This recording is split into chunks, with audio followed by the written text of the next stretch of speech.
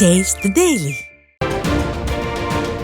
இந்திய விமானப்படையின் 92ஆம் ஆண்டு நிறைவு நாளையொட்டி சென்னை மெரினா கடற்கரையில் இன்னும் சற்று நேரத்தில் விமானப்படை விமானங்கள் மற்றும் ஹெலிகாப்டர்களின் வான் சாகச நிகழ்ச்சிகள் தொடங்க உள்ளன.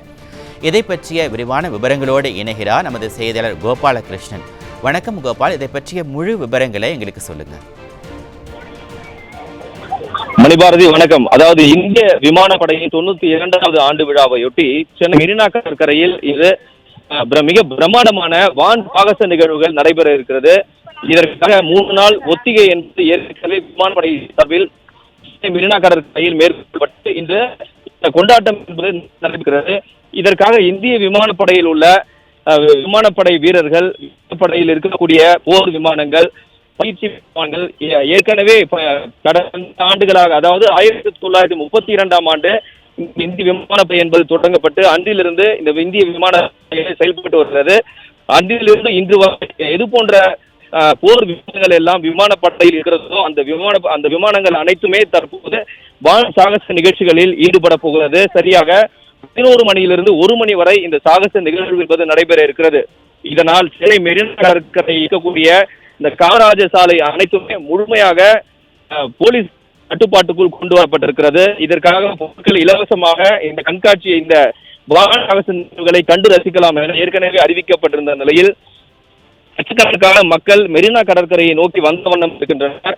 காலை 7 மணியிலிருந்தே மக்கள் மெரினா கடற்கரையை நோக்கி படையெடுக்க தொடங்கினார்கள். ஆனால் அவர்களுக்கு முறையான அறிவுறுத்தல்கள், பாதுகாப்பு ஏற்பாடுகள் என்பது மிக மிக குறைவாக இருப்பதாகவே பொதுமக்கள் குற்றம் சாட்டுகின்றனர்.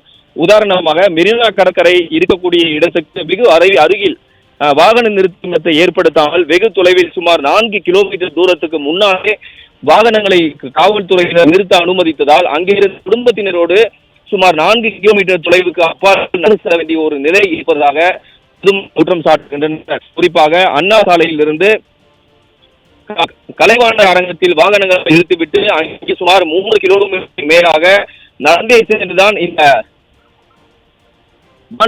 நிகழ்வுகளை பார்க்கும் அளவுக்கு ஏற்பாடு செய்யப்பட்டது. இது பொதுமக்கள் மிகவும் சிரமத்தை ஏற்படுத்துகிறது. அதுமல்ல மெரினா மக்கள் குவிவாக